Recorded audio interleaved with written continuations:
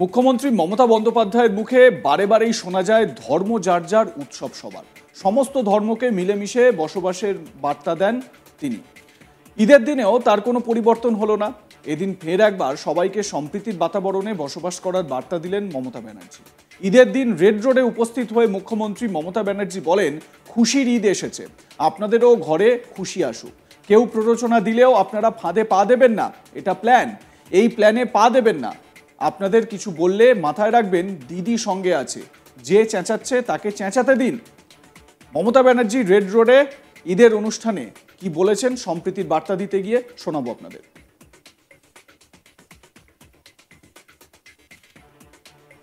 आज का दिन खुशी का ईद आए, आपका घर में खुश आए। आप लोग कोई भी प्रोवोक करेगा हम नहीं चाहते हैं, लेकिन आप उसको पाए में पा मत लगाओ। ये उसका प्लान है, ये उसका प्लांटेड गेम है। एक गेम में आप पा मत लगाओ, उसको छूना भी नहीं चाहिए।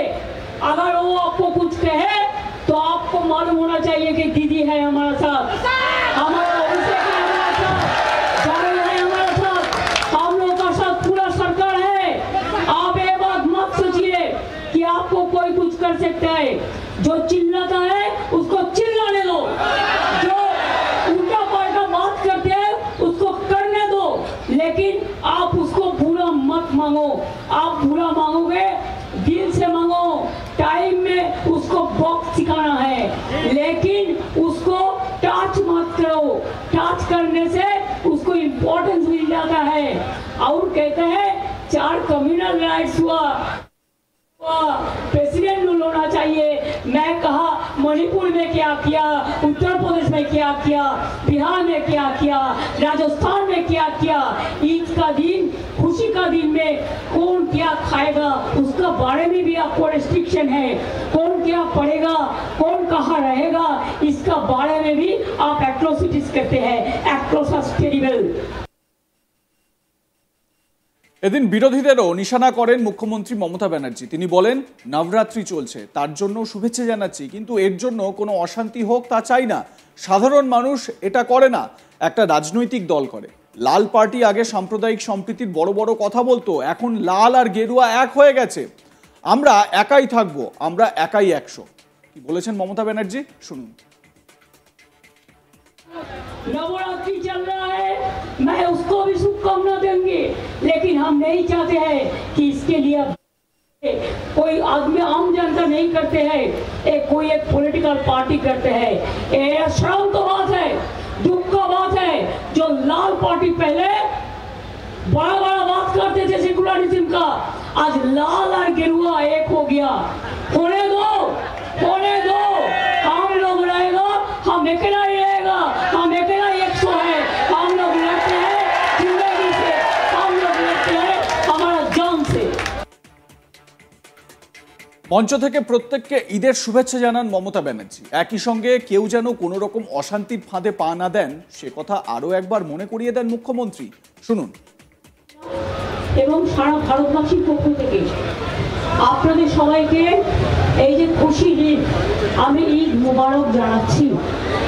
আপনারা সকলে ভালো থাকুন, সুস্থ থাকুন, সুন্দর থাকুন, শান্তিতে থাকুন, একতা নিয়ে থাকুন, সম্প্রীতি নিয়ে থাকুন। मैं आप लोगों को ईद मुबारक कहने के लिए आई हुई है। हर साल के माफिक एक दफे भी आई हुई है इसी के लिए कि आज जो आप 1 महीना से रोजा कर रहे हैं, रमजान महीना हुआ है, आप लोगों ने कितना तकलीफ उठाया।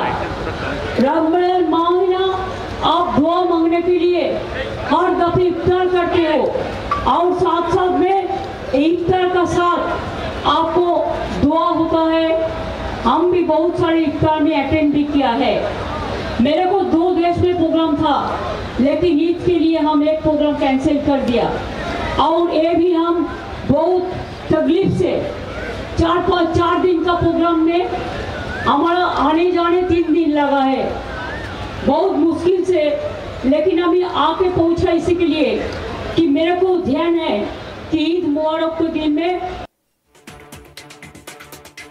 এদিন মমতা বন্দ্যোপাধ্যায়ের সঙ্গে উপস্থিত ছিলেন তৃণমূলের অপর শীর্ষ নেতা, দলের সাধারণ সম্পাদক তথা সাংসদ অভিষেক বন্দ্যোপাধ্যায়, এবং সম্প্রীতির বার্তা দিতে দেখা গেল মমতা বন্দ্যোপাধ্যায়কে। উল্লেখ্য, কয়েকদিন পরেই রামনবমী, এবং এই রামনবমীকে কেন্দ্র করে বিজেপি তারা কিন্তু বিভিন্ন রকম মিছিল বা বিভিন্ন রকম কর্মসূচি তারা নিচ্ছে।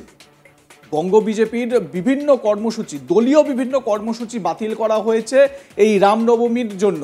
রামনবমীতে বিভিন্ন জায়গা থেকে মিছিল বেরোবে, সেখানে বিভিন্ন রকম লাঠি খেলা থেকে শুরু করে বিভিন্ন রকম আয়োজনের পরিকল্পনা করছে বিজেপি। এবং এই জায়গায় দাঁড়িয়ে এই যে সম্প্রীতির বার্তা দেওয়া মুখ্যমন্ত্রীর, সেটা কিন্তু স্পষ্ট করে তিনি একদম ডিরেক্ট না বললেও এটা স্পষ্ট যে তিনি বিজেপিকেই উদ্দেশ্য করে এই কথাটা বলেছেন। তিনি বলছেন যে সাধারণ মানুষ কেউ কোনো সমস্যা করে না, সমস্যাটা করে একটি রাজনৈতিক দল, এবং সেই রাজনৈতিক দলকে সিপিএমও সমর্থন করছে, এমনটাই বলতে চেয়েছেন মুখ্যমন্ত্রী মমতা বন্দ্যোপাধ্যায়। এবারে দেখুন, ভাবার মতন বিষয় হচ্ছে যে এই মঞ্চ থেকে খুশির ঈদের যে বার্তা, সেই বার্তা দিতে গিয়ে এই মঞ্চ থেকে, রেড রোডের এই মঞ্চ থেকে তিনি রামনবমীর আগে সতর্ক করে দিচ্ছেন সংখ্যালঘু সম্প্রদায়ের মানুষজনকে। এবং স্বাভাবিকভাবে তিনি এটা মনে করছেন যে এই রামনবমীর মিছিলে কোনো রকম অশান্তির বাতাবরণ তৈরি হলেও হতে পারে। অলরেডি বিজেপির বিভিন্ন নেতানেত্রী, স্থানীয় বঙ্গ বিজেপির নেতারা, তারা বিভিন্ন রকম পোস্ট করতে শুরু করে দিয়েছেন। কৌস্তব বাগচি তিনি এ বিষয়ে তার মত প্রকাশ করেছেন। তিনি মুখ্যমন্ত্রীর যে জন্মসূত্রে যে পরিচয়, সেই পরিচয়ের উল্লেখ করেন যে তিনি তো তার ধর্মে তিনি হিন্দু, এবং পুরোহিতের বাড়ির মেয়ে, তার যেহেতু টাইটেল আছে ব্যানার্জি, কিন্তু তারপরেও তিনি রেড রোডে এভাবে ঈদের অনুষ্ঠানে যাচ্ছেন, এইরকম কথা বলছেন। সেটা নাকি একমাত্র ওই 30% যে ভোট রয়েছে সেই ভোটকে তুষ্ট করতে।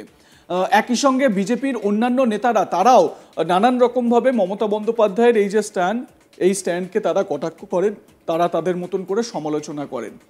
তবে আসন্ন রামনবমীতে যাতে কোনো রকমভাবে অশান্তির বাতাবরণ তৈরি না হয়, হিন্দু মুসলিম সব ধর্মের মানুষের মধ্যে যেন একটা সৌহার্দ্যের বাতাবরণ থাকে, সম্প্রীতির বাতাবরণ থাকে, সেটাই কিন্তু সবার জন্য কাম্য। দেখুন, একটা জিনিস মাথায় রাখতে হবে, রাজায় রাজায় যুদ্ধ হয়, উলুখাগড়ার প্রাণ যায়। তাই সেই উলুখাগড়াটা কোনোভাবে আপনারা হবেন না, সাবধানে থাকবেন। যে কোনো রকম অপ্রীতিকর পরিস্থিতি কিভাবে এড়িয়ে চলা যায় সেটা কিন্তু মাথায় রাখবেন। এই বিষয়ে আপনাদের মতামত কি জানাতে ভুলবেন না। সাবস্ক্রাইব করুন আমাদের ইউটিউব চ্যানেলটি, বেল আইকন প্রেস করতে ভুলবেন না। নোটিফিকেশন পেতে অবশ্যই লাইক, কমেন্ট, শেয়ার করবেন। হোয়াটসঅ্যাপ চ্যানেল ফলো করুন একই জায়গায় বিভিন্ন খবরের আপডেট পেতে।